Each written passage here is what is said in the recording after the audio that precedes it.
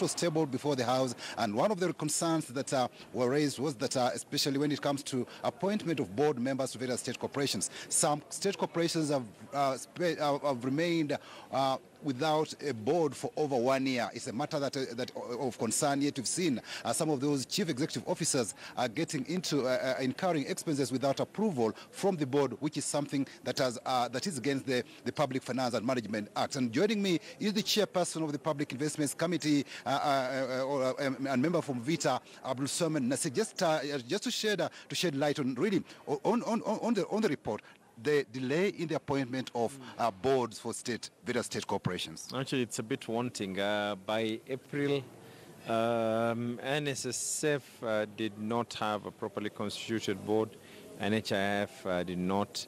By April of this year, Kenya Airports Authority did not have a chairperson. Kenya Railways did not have a chairperson.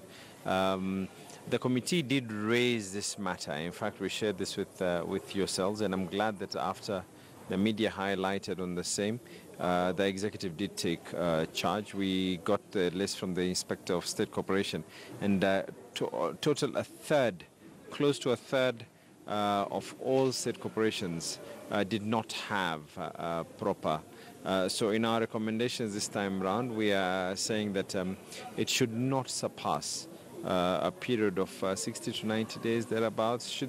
It should be enough for the executive, whether the appointments are as per the act of that particular state corporation, whether that appointment is by a CS or by the president. Between 60 to 90 days, then a person should, and then also those appointments should be staggered. So we don't have a time where the whole board has expired. And it is also important as well to have institutional memory, whereby you as a previous board member can be able to continue. We even have CEOs who are not confirmed. And NSSF currently has a CEO that is not confirmed, is on an acting capacity.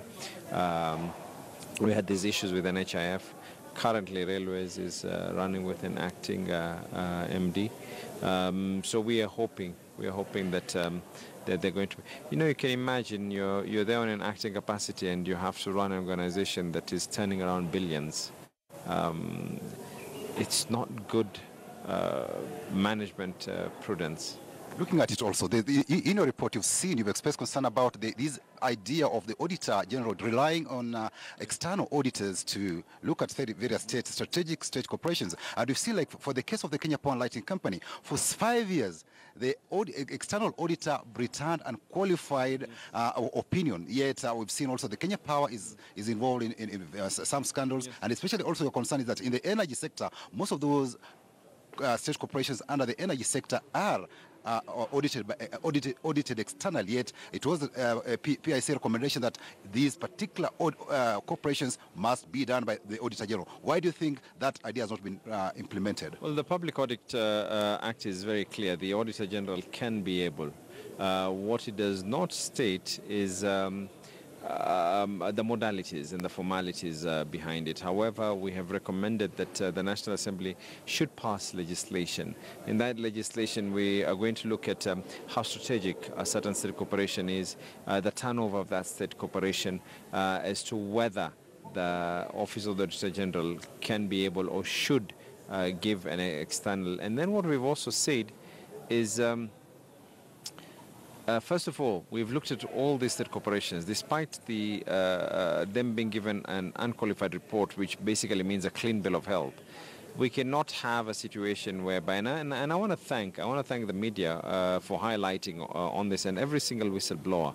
And this is how Kenya is going to be able to grow. You need to speak up for your rights. Issue of faulty transformers that were purchased. We're now conducting a special audit on it. Issue of these tokens that are there, where you see that others are going through, others are not going through. How did it all transpire? How did it happen? Why should one have more value for money than the other? And all this, we are now asking for a special audit on that, despite there being a clean bill of health. And now what we are saying is that in the event we actually end up seeing that there was collision between private audit firms and state corporations, then those private audit firms will be barred from conducting any business with any government entity in totality. in totality. Yes, looking at it also, there's another emerging concern is that issue of title deeds, and there's a lot. Most of these state corporations, it appears, they don't have title to their various lands, especially even in Nairobi and other urban settlements. And maybe one of the culprits here is NSSF and HIF. Your committee's observation of this when we are about to lose this prime land, and what are the recommendations? Well, NHIF has a property worth billions in Karen. That in itself had issues in the sense that initially they wanted to put up a youth center, and then they realized it is not in the mandate of NHIF. That they changed the user for it to become like a hospital, and then billions were paid, billions, not millions, billions were paid before they even put beacons on the floor of the land. Billions were paid, and then now we've actually ended up seeing that piece of property, actually there are more than almost 7 different title deeds. 7 different title deeds. It is the same National Land Commission. You get the Ministry of Lands giving you different information, the National Land Commission giving you, and then the worst part is NLC seem like they're totally disorientated. They do not know what exactly that they're talking about. So that is one. We have issues to do with NSSF as well, land in Mavoko, where someone gave that land back. They said that yes, this land is grabbed, we're giving it back. Until today, the NLC has not finalized on this matter. So we are now giving them time frames between a period of